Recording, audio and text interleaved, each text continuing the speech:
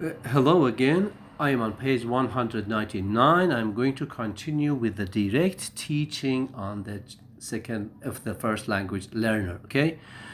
On page 199, we have something like a sentence or in fact, a dialogue between the mother and the child, something like number 22. Suppose the child says, I heard her. I heard her. Okay. Mother could say, you heard her, not heard. Okay? Again, the child could say, heard her. Heard her. Okay? Not heard. Okay? Mother, not hear, heard. Okay? This is a typical conversation between the mother and the child. What does it teach? What does it show? It shows that the child is not in a position to learn. Okay? So if you teach the child does not actually develop what you teach, does not understand what you teach. Okay? 23 actually is again good, another good example to say that direct teaching is not good for the child. Okay? The child says, I'm calling it flufferby. I'm calling it flufferby. Okay, what is a flufferby? The child word for butterfly. Okay, the insect that has got two, in fact, big wings, but the wings are so thin. Okay, we call it butterfly. Butterfly. Okay. Well, the child, instead of saying butterfly, actually says flufferby. Flufferby. Flufferby with the child. Okay. Now, the child says something like this. I am calling it flufferby. Mother, that's wrong, isn't it? Do you think the child actually develops to say butterfly? No. 24. Suppose that the child says, find some more. And mother says, no. You have to say something like please at the beginning of the sentences. Please. And the mother is angry to say, ask him properly and he might. Okay, what does it mean? Ask your brother something like properly and he might help you. Okay, so without please. Well, actually, the point is that the children actually develop to have something like please without the direct teaching of the mother, without the direct teaching of the father, without the direct teaching of an older sister, without the direct teaching of something like an older brother. Okay, they develop it automatically. Okay, automatically, without direct teaching. Well, there are other examples, but the best example appears on page 200. Very nice example. I've got good examples in Farsi, but I don't have good examples in Arabic because I'm not a native speaker of Arabic. Maybe you can have your own examples in your Arabic with your children, with your, in fact, nephews, with your nieces, with your little brother, with your little sister. Okay, let us see.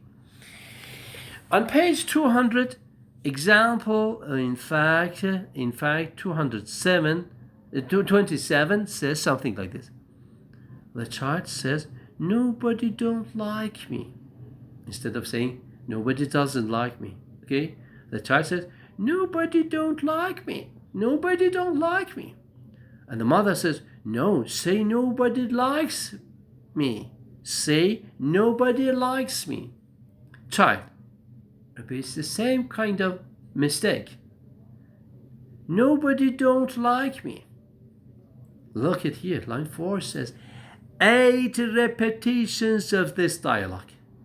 Each time the child says no, nobody don't like me, and the mother says, no, say nobody likes me. 8 repetitions. Look at here. What happens after 8 repetitions?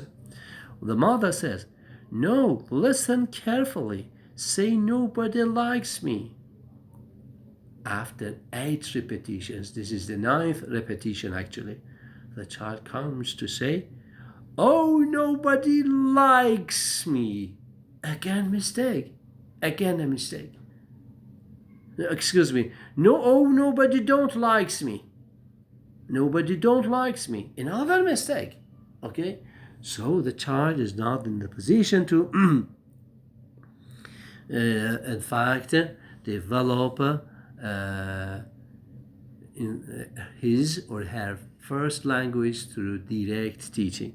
Well, I don't want to talk about page 201, social interaction, 5223. Okay, you are going to read it if you want, and it is nice. Maybe we have got other more important things to continue. The same holds true for 202, dependence on other faculties. Again, I'm not going to concentrate on this aspect.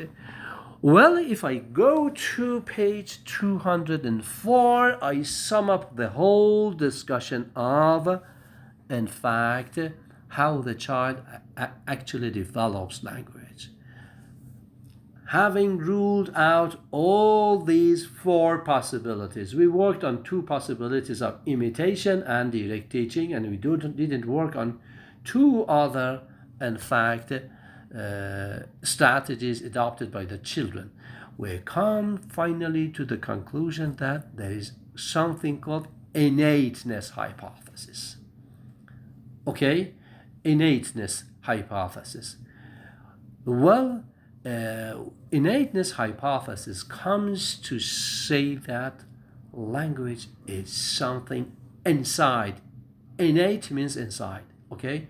Inside the organism, inside the human beings, inside the mukh, inside the brain, inside the mind, okay? So this is what Chomsky actually says. So Chomsky and linguistics come to say that language one is developed only and only because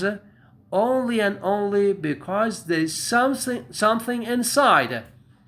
There is something inside. We call this idea as innateness hypothesis. Okay, so line 1 actually says something like this. So where does UG come from? Page 204, line 1. Okay, the innateness hypothesis, line 1. Where does UG come from in the children? Okay, where does universal grammar come from? How does the child acquire his first language? The answer: having eliminated all origins outside the mind, like imitation, direct teaching, social interaction, etc., etc., we come to the conclusion that the only remaining possibility is that UG is already there. Important aspects of language, line 3. Line 2 and 3.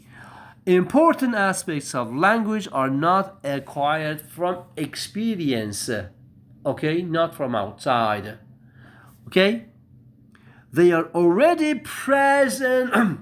They are already present in the mind. Full stop. Okay, this is Chomsky linguistics. What does Chomsky linguistics want to say? Well, it wants to say that language is something inside. Okay, it is something innate.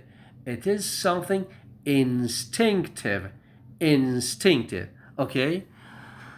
Well, they are already present in the mind.